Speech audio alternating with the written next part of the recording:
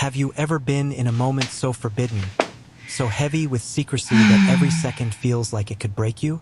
Last night I was alone in the study, thinking it was just another quiet evening. Then the door clicked behind me and she said it. Words I'll never forget. Sleep with me. Stay close. My heart stopped. My mind screamed. And in that instant, I realized I was standing at the edge of something I knew I shouldn't cross. Yet part of me wanted to. I've always thought of her as just my friend's mom. Someone kind, warm, and maybe a little too attentive. But until last night, I never realized how complicated our connection could feel. It wasn't obvious at first. It started with small things. Her lingering smiles when she thought I wasn't looking. The way she'd find excuses to talk to me alone. Little moments that made me feel noticed in a way that made my stomach twist and my mind race. I was studying late. The house quiet except for the ticking of the old clock in the study. My friend was out with some friends, leaving me alone with my thoughts and with her, though I didn't know it yet. I was lost in a book, trying to concentrate when I heard soft click of the study door behind me. My heart jumped. I thought maybe she just came to ask a simple question or to grab something, but the look on her face stopped me. It was her eyes that caught me first, eyes that held something heavier than casual concern. Something unspoken and almost desperate. She stepped closer and I could feel the tension building in the room like the air itself was holding its breath. My mind raced, trying to make sense of what was happening. And then she said it not harshly, not angry, but softly, almost like a secret meant to be shared only between us. Sleep with me. Stay close. Those words hit me like a wave I didn't know how to ride.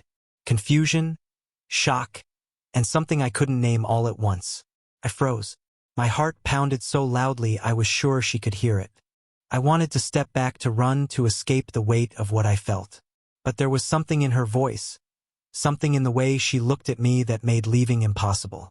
The room felt smaller all of a sudden, as if the walls themselves were closing in around us. I could hardly think, every instinct screaming that I should leave, that I should pretend none of this was happening. But there was something in her expression.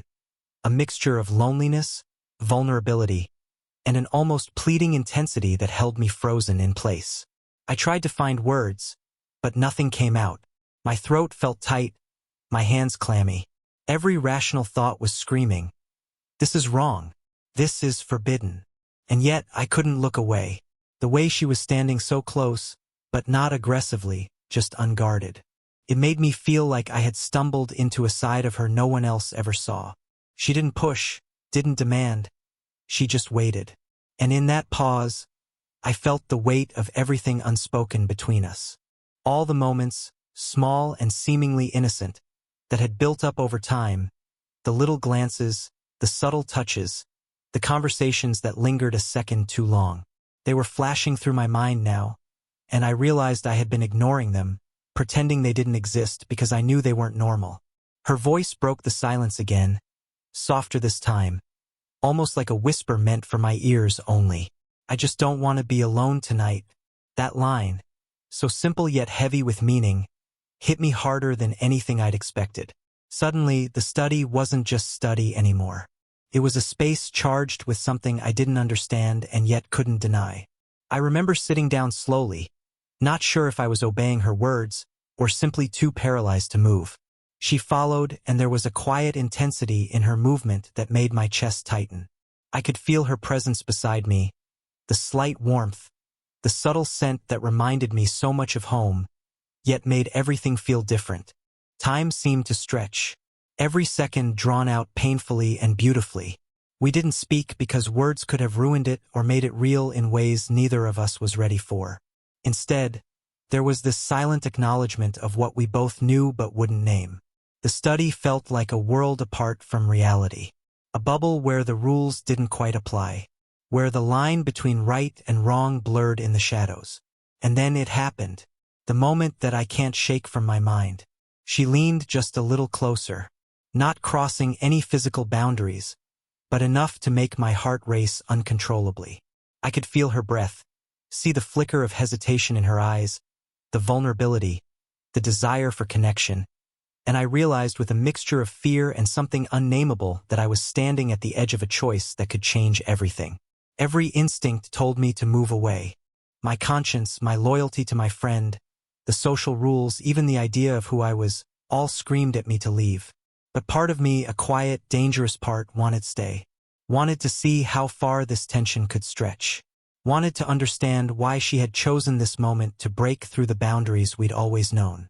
That night, I learned what it feels like to be trapped between curiosity and morality, between desire and guilt. Every heartbeat was question. Every glance a silent conversation. I couldn't move, couldn't speak, and yet I couldn't stop feeling the pull, the study, the quiet room, the closed door. All of it became a crucible, forcing me to confront feelings I didn't understand and didn't know how to handle.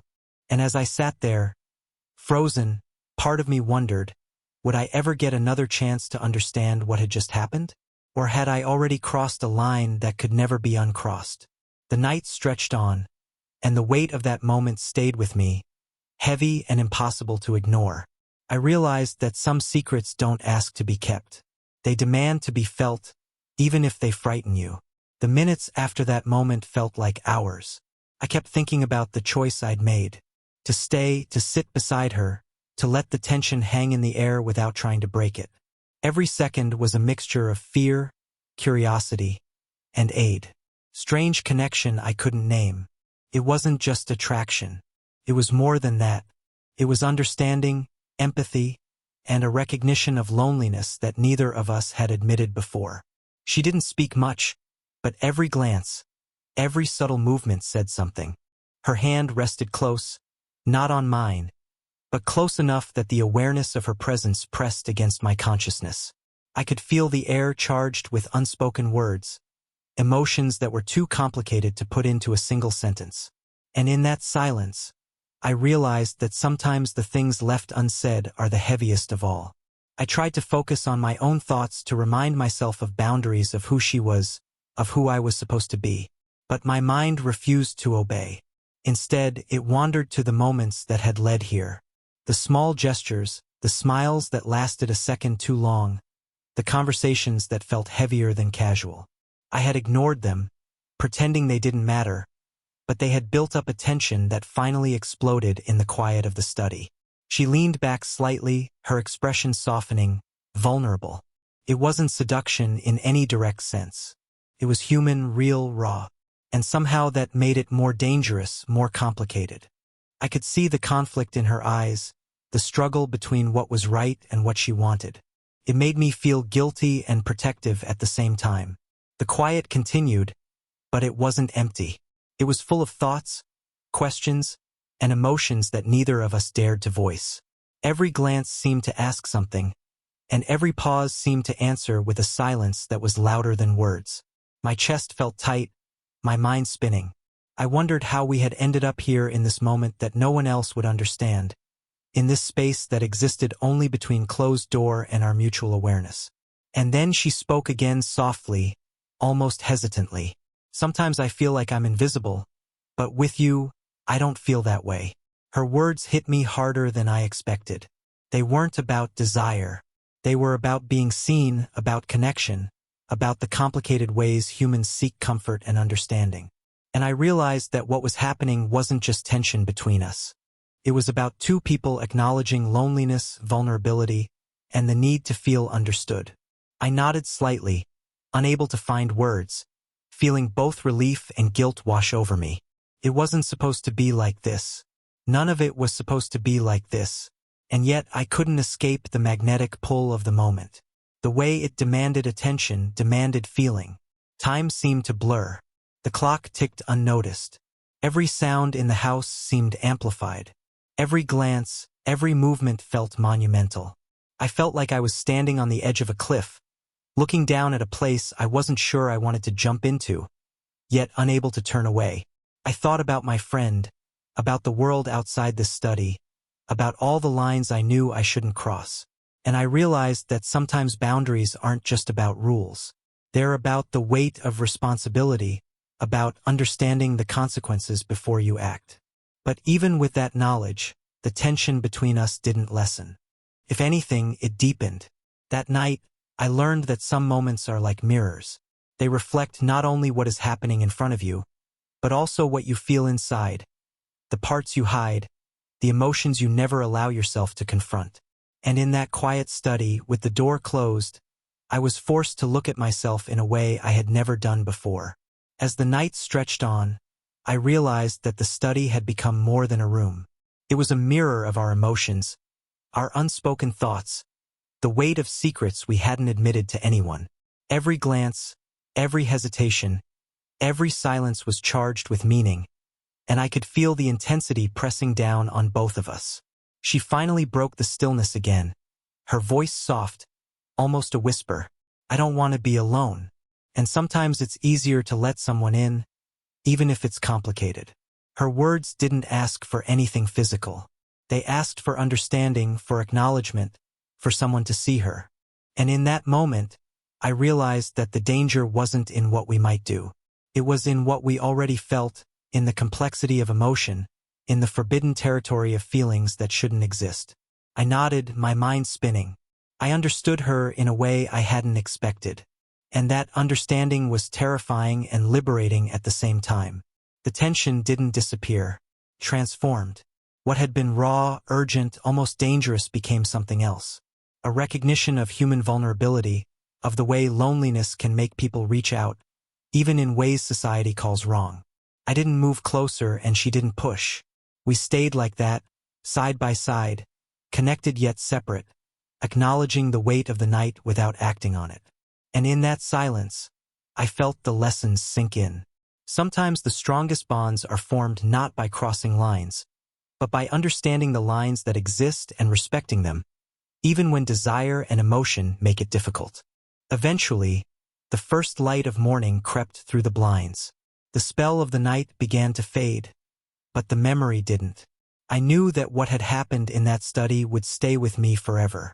Not because of something physical, but because of the emotions we faced, the vulnerability we acknowledged, and the forbidden connection that taught me more about human complexity than any ordinary day ever could. As she quietly left the room, giving me a look that said more than words ever could, I felt a mix of relief, gratitude, and lingering tension. That night, we both learned something: that forbidden feelings don't have to destroy you. They can teach you about honesty, empathy, and the courage it takes to feel deeply while respecting boundaries. And here's the thing. Sometimes life puts us in moments where every choice feels impossible, where every decision has weight, where every emotion is magnified. What would you have done if you were in my place? Would you have left immediately or stayed to confront the intensity of the moment? Think about it, because those situations don't always come with instructions, and the only way to navigate them is by listening to your own heart and conscience. If this story made you reflect, or if you've ever felt a secret connection that challenged everything you thought you knew, share your thoughts below. I want to know what you would have done, and let you be honest. It's these moments of emotional honesty that stay with us the longest, because at the end of the day, it's not about crossing lines. It's about understanding them, feeling them, and walking away with the lessons that only a night like that can teach. Some secrets aren't meant to be hidden. They're meant to show us who we really